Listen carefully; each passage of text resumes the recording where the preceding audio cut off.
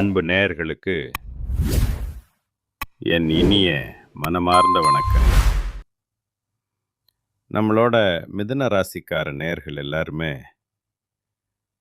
இந்த ஒரு பதிவை முழுமையாக கேட்டு பயன்பெறணும்னு நான் ஆசைப்படுறேன். வீடியோவுக்குள்ளே போகிறதுக்கு முன்னாடி நம்ம எல்லாருக்கும் ஒரு தெளிவு கிடைக்கணும் இல்லையா? அதுக்காக அந்த முருகப்பெருமானை மனதார வேண்டிக்கிட்டு இந்த பதிவுக்குள்ளே போகலாம். ஓம் முருகா போற்றி, ஓம் முருகா முருகா போற்றி, ஓம் முருகா போற்றி. நம்மளை என்னைக்குமே காத்து ரட்சிக்கக்கூடிய அந்த வடிவேலன் முருகனே போற்றி. மனசில் தைரியத்தை வச்சுக்கோங்க. கண்டிப்பாக உங்களுக்கு நல்லதே நடக்கும். நல்லது மட்டும்தான் நடக்கும். பொதுவாகவே நம்ம மிதுன ராசிக்காரங்க அப்படின்னாலே நட்புக்கு ரொம்ப ரொம்ப முக்கியத்துவம் கொடுப்பாங்க. சொல்லப்போனால் ஒரு உண்மையான நண்பனுக்காக தன்னோட உயிரையே கொடுக்கக்கூட துளி கூட தயங்க மாட்டாங்க. இவங்களோட ஒரு பெரிய ப்ளஸ் பாயிண்ட் என்ன தெரியுமா? மற்றவங்க எல்லாரும் ஐயோ இது என்னால் முடியாது, இது நடக்கவே நடக்காது அப்படின்னு சொல்லி ஒதுக்கி வச்ச காரியத்தை கூட ரொம்ப அழகா பொறுமையா திட்டம் தீட்டி விடாமுயற்சி பண்ணி அந்த காரியத்தில் ஒரு பெரிய வெற்றியையே அடைஞ்சு காட்டுவாங்க.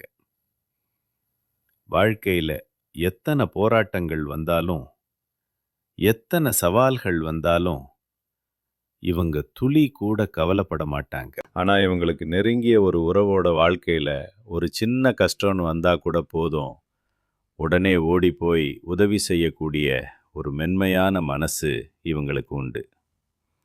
தன்னோட குடும்பத்துக்காகவும் சுற்றி இருக்கிறவங்களுக்காகவும் தன்னுடைய ஒட்டுமொத்த வாழ்க்கையுமே அர்ப்பணிக்கக்கூடிய உன்னதமான குணம் கொண்டவங்க தான் நம்ம மிதுன ராசிக்காரங்க.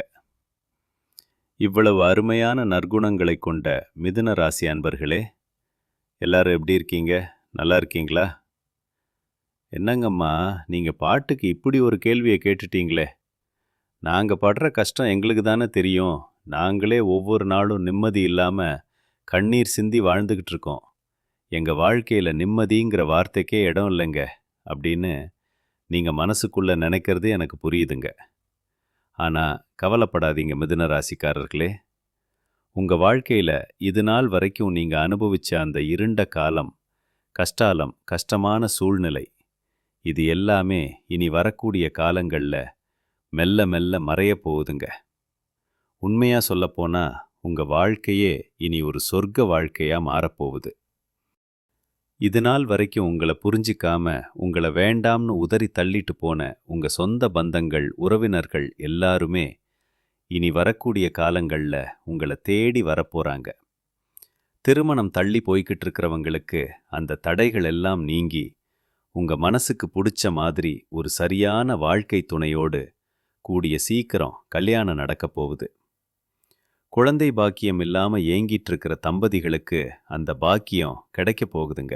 அதே போல் பூர்வீக சொத்து சம்பந்தமாக இருந்த கோர்ட் கேஸ், அண்ணன் தம்பி சண்டைகள், இப்படி எல்லா பிரச்சனைகளுக்கும் ஒரு நல்ல தீர்வு கிடைக்க போகுது.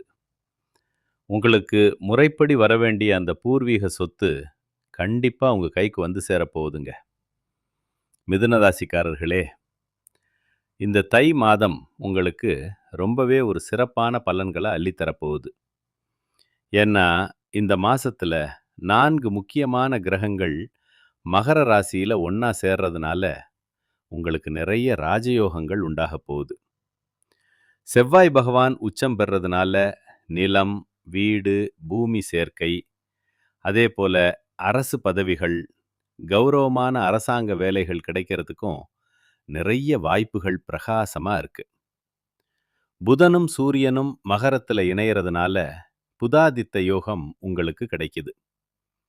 சுக்கிரன், செவ்வாய், புதன், சூரியன் இப்படி கிரகங்கள் 10ஆம் இடத்துல சேர்றதுனால வெளிநாடு போகிற வாய்ப்பு, நீண்ட நாள் கனவாக இருந்த குழந்தை பாக்கியம், காதல்ல வெற்றி, இதெல்லாம் உங்கள தேடி வரும். குறிப்பா 10ஆம் இடத்துல சனி பகவான் இருக்கிறதுனால உங்களுக்கு உலக புகழ் கிடைக்கும். நீங்க ஒரு கம்பெனி நடத்திட்டு இருந்தா அதோட பெருமை ஊர் முழுக்க பரவும். ஷேர் மார்க்கெட்ல நீங்க வச்சிருக்கிற பங்குகள் கூட நல்ல லாபத்தை கொடுக்கும். பொது வாழ்க்கையில இருக்கிறவங்களுக்கும், அரசியல் மற்றும் சங்கங்கள்ல பொறுப்புல இருக்கிறவங்களுக்கும் இது ஒரு பொற்காலம்னே சொல்லலாங்க. ராசியில செவ்வாயும் குருவும் இருக்கிறதுனால ஒரு நல்ல வழி பிறக்கும். 6ஆம் அதிபதி செவ்வாய் 8ஆம் இடத்துல மறையறதுனால உங்களுக்கு விபரீத ராஜயோகம் உண்டாகுது. இதனால உங்க உடம்புல இருந்த வியாதிகள், ரொம்ப நாள் கழுத்தை நெரிச்ச கடன் பிரச்சனைகள், மன கஷ்டங்கள் எல்லாமே நீங்கும்.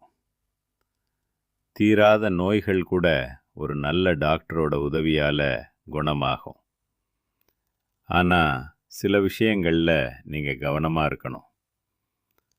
5ஆம் அதிபதி சுக்கிரன் 8ஆம் இடத்துல மறையிறதுனால பிள்ளைகளால சின்ன சின்ன மன வருத்தங்கள் வரலாம்.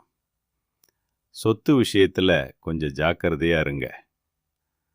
ராசிநாதன் புதன் 8ஆம் இடத்துல இருக்கிறதுனால மன அழுத்தம் வர வாய்ப்பு இருக்கு. அதை நீங்க எப்படி சமாளிக்கணும் தெரியுமா? உழைப்பு தான் அதுக்கு மருந்து. கொஞ்சம் அதிக நேரம் வேலையில கவனம் செலுத்துனீங்கன்னா அந்த தேவையில்லாத சிந்தனைகள் ஓடாது. எதையும் பிளான் பண்றதை விட உடனே செயல்ல இறங்குறது நல்லது. நீங்க கடினமா உழைச்சிங்கன்னா நிச்சயமா நோய்கள் குணமாகும், கடன்கள் தீரும். மொத்தத்துல உங்க வாழ்க்கையில இனி நல்லது தான் நடக்கும். உங்களை வேண்டாம்னு சொன்னவங்க உங்களை தேடி வருவாங்க. உங்க வாழ்க்கை இனி ஒரு சொர்க்கமா மாறும். இந்த தை மாசத்துல உங்க மனசுல இருந்த அந்த டென்ஷன், குழப்பம் எல்லாம் மெதுவா குறைய ஆரம்பிக்கும். திடீர்னு ஒரு பண வரவு, நிலுவையில் இருந்த பழைய பாக்கிகள் எல்லாம் கைக்கு வரும். சேமிப்பு பண்றதுக்கு இது ஒரு அருமையான காலம். வேலையில் இருக்கிறவங்களுக்கு மேல் அதிகாரிகளோட பாராட்டும் புது பொறுப்புகளும் கிடைக்கும். பிஸ்னஸ் பண்றவங்களுக்கு புது புது ஐடியாக்கள், புது கஸ்டமர்ஸ் கிடைப்பாங்க. வீட்டில் இருந்த சின்ன சின்ன மிஸ் அண்டர்ஸ்டாண்டிங் எல்லாம் சரியாகி பெற்றோரோட முழு ஆதரவும் உங்களுக்கு கிடைக்கும். பேசாம இருந்த உறவுகள் கூட திரும்ப பேசுவாங்க. உங்க பேச்சோட மதிப்பு கூடும். ஒரு இன்டர்வியூ போறீங்கன்னா இது ரொம்ப நல்ல நேரம். தினமும் முருகப்பெருமானையும் துர்க்கை அம்மனையும் மனதார வழிபாடு செய்யுங்க.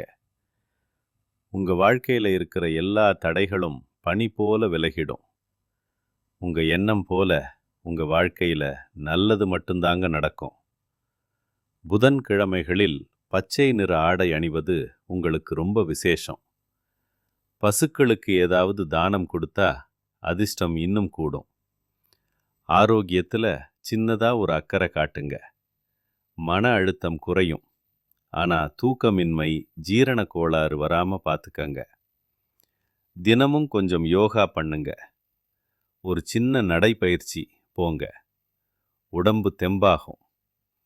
வீட்டில் சுப நிகழ்ச்சிகள் பற்றி பேச ஆரம்பிப்பீங்க. உங்க ஆசைகள், கனவுகள் எல்லாம் ஒவ்வொன்றா நிறைவேற போகுது.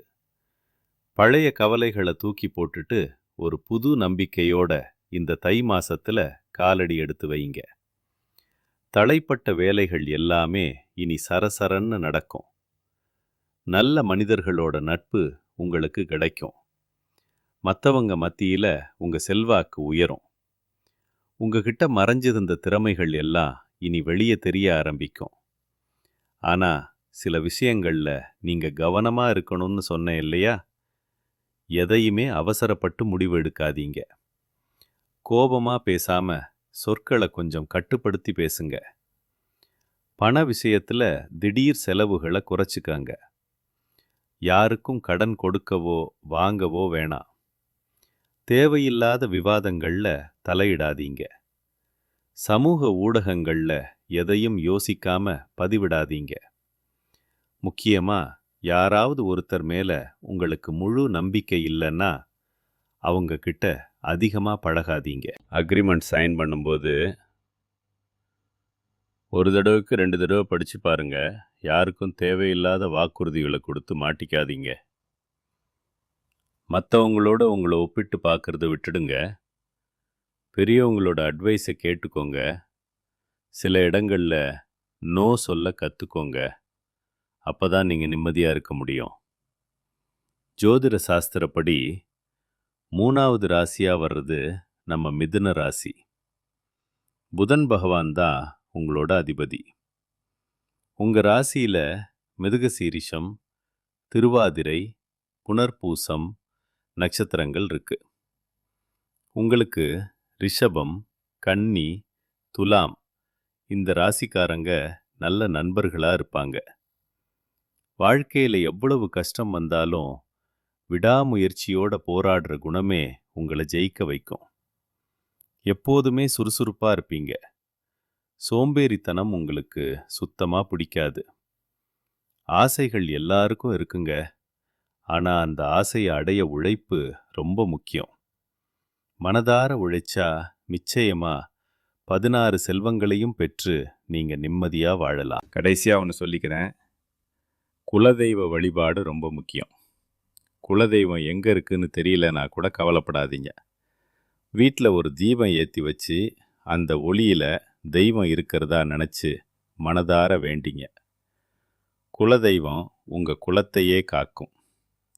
அதே போல தினமும் காலையில் சூரிய பகவானை ஒரு நிமிஷம் வணங்குங்க. மற்ற கிரகங்கள் சாதகமாக இல்லாட்டி கூட சூரியனோட அந்த பிரகாசம் உங்கள் வாழ்க்கையை வெளிச்சமாக்கும். உங்களுக்கு இந்த மாதம் அதிர்ஷ்டம் தரும் நிறம் பச்சை மற்றும் ஊதா. எண்கள் 3, 4. கிழமைகள் புதன் மற்றும் வெள்ளி. திசை தென்மேற்கு வடகிழக்கு. மலர்கள் மல்லிகை மற்றும் ரோஜா. மனசுல நம்பிக்கையை மட்டும் விட்டுடாதீங்க. உங்க எண்ணம் போல உங்க வாழ்க்கையில நல்லது மட்டும்தான் நடக்கும். நன்றி, வணக்கம்.